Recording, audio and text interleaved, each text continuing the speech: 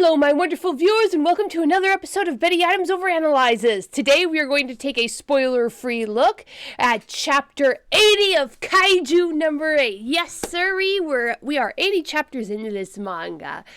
And for this chapter, I want to make two really big comparisons. One to a fairly old and established manga, and one to a new manga. But before we get into that, if you like what you're on my channel, you might like my books, Humans Are Weird, the series of human absurdity where Monty Python meets Star Trek, and you can go check out the links below the video. But, Chapter 80, we won't be getting into any spoilers, and there's a lot of stuff that happens in this chapter, a lot of stuff that could be spoilers, so I just want to start off with a comparison that this chapter just made me feel in my teeth. One of the things that I have really appreciated about Kaiju number 8 from the get-go is Matsumoto's dedication to scientific accuracy. Unlike a manga like Dr. Stone, it's not the focus of the series. At no point has Kaiju number 8 ever hinged its credentials as a manga, as it were, on the scientific accuracy, which gives Kaiju number 8 some leeway. But for the most part, Kaiju number 8 has stayed very true to the core concept of fantasy and speculative fiction. Your audience is going to allow you one great leap away from reality, but after that, you have to stay in the world that you created. You have to stick to that logic, follow those rules. And for Kaiju number 8, that one great leap away from reality was obviously the existence of Kaiju. Everything else tracks to the real world. From the concept that when these people are evacuating from Kaiju, they have apps on their smartphones that tell them which routes to which shelters are crowded, which shelters are full, which shelters are not. There's people who run to the shelters automatically. There's people who just stay in the apartments and turn off the lights. And when it comes down to the physics, when Kafka gives that massive rocket punch, his legs have to break, and the concrete break against that force against the asphalt. And the asphalt under him has an impact crater where the equal and opposite force of his blow was distributed into the ground. Kaiju number 9 doesn't just magically overtake through telepathy these other kaiju. He infects them with spores and physically takes over their bodies with the fibers of his own fungus cordyceps-like mushroom cells. And there has just been a very, very realistic, grounded approach here, which has limited some of the tropes that Matsumoto has been able to use. Now, let's talk about a trope that overall Matsumoto has not used in the series. Now, this is the trope that is fairly common in its basic form in Shonen Jump manga, that of the protagonist powering up in the fight. But this was really brought to its pinnacle, to a certain outgrowth of it, in the, let's see, was it Black Clover? Yeah, not Black Clover, what was it? Was it Black Clover? With the one with Asta and the mages and the grimoires. Anyway, in this manga, you have these characters. They work for this association called the Black Bulls. And during any fight, the refrain is, I'm going to get better right now. And yes, they've been training. But the reoccurring trope that shows up again and again, yeah, I think it's Black Clover, in that manga is that these heroes have the ability to power up through sheer willpower, which in the context of a magic system kind of makes sense. But then you've got characters who just power up through training, and that's not how human muscles work. And so far, up till chapter 79, Matsumoto had been, well, essentially avoiding that until this arc. And for a moment, I was like, oh, am I going to have to look the other way and forgive a poorly written, unscientific shonen cliche in Matsumoto's work? Because believe me, Kaiju number 8 has built up enough goodwill that I am totally willing to do that. But when chapter 80 rolls around, let's just say that I really, really hope that Matsumoto has a really good relationship with the writer of Black Clover, because there's two ways that what I saw in Chapter 80 could be interpreted. Either Matsumoto deliberately taking a dig at the other creator, or Matsumoto giving a friendly jab to the other creator. But when you read Chapter 80, you'll understand what I'm talking about, that it'll be that I'm going to power up right here, right now.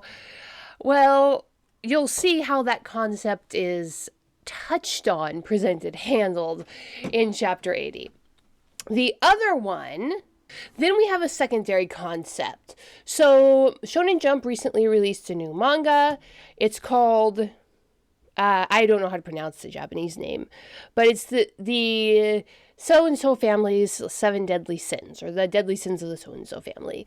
And I looked at it. I didn't see anything wrong with it necessarily, but it just wasn't me. Mainly the art style. It's a very sketchy art style. It's probably, if within the shonen genre there was an opposite of the Kaiju number 8 style, it's the opposite of that.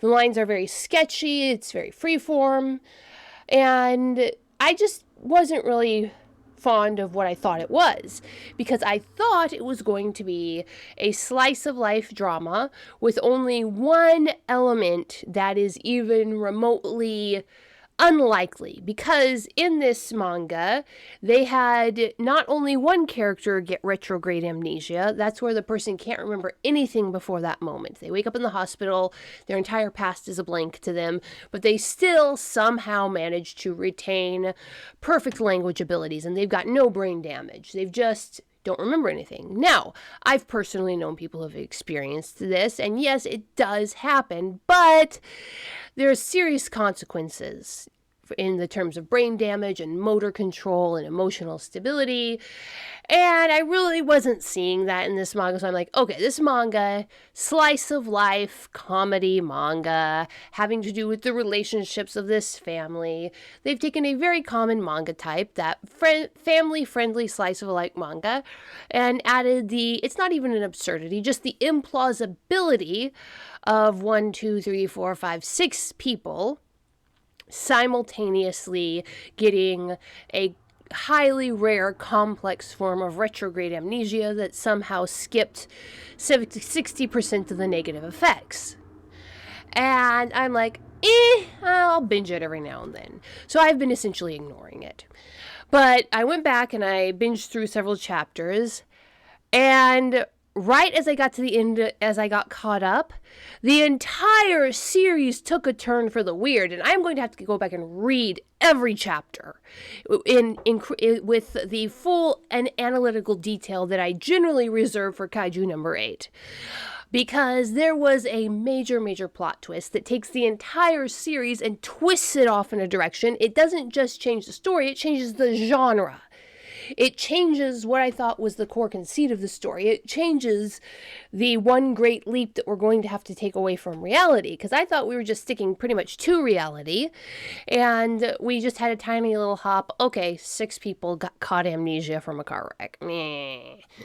And each of these 6 people just happen to have amusing, intense idiosyncrasies that they don't want to share with the rest of their family.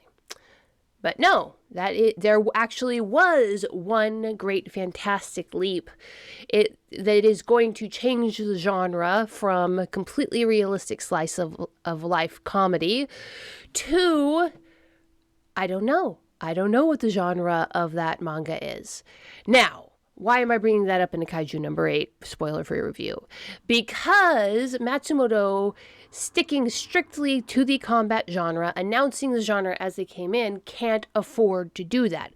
We can't have major twists to the story as a whole, but we can have what I call a corkscrew plot twist. The plot yoinks around and continues. Ultimately, it's continuing on its course. We know where the plot is going, but it's going to take some very interesting twists on the way there. And in Kaiju number 8, chapter 80, you think you're going to get a Black Clover chapter, but in reality, you're getting an Ichigo's chapter. You're getting a chapter that is going to take what you think is going to happen and twist it 180 degrees Again, you know where ultimately the plot is going, but I don't know what the next chapter is going to bring. Are we twisting left? Are we twisting right? Are we going to continue straight? As of chapter 79, I was pretty sure what the answer to my poll would be, because I posted a poll several days ago on Reddit saying, what do you think is going to happen? Is Kafka going to have to come rescue Kikoru? Is Kikoru going to dig deep, grit her teeth, and pull out a draw? Is Matsumoto going to have the guts to kill Kikoru? And everybody was kind of, Kikoru's probably going to grit her teeth and pull out a draw.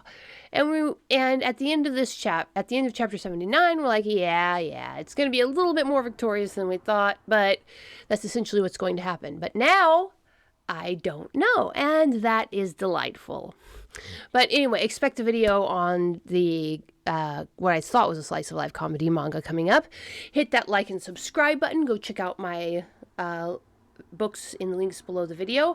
I am sorry this is a day late and $1 short, but I just had no time tomorrow. I barely had time to read the chapter yesterday, let alone make a video. But here it is. You get this instead of my usual Friday live stream. So again, hit that like and subscribe button. What do you think? Where is this chapter going? What do you think of the plot twist regarding the combat that's going on right now? Please leave a comment telling me what you think. I have theories, but I love to hear yours. And peace out, my wonderful viewers.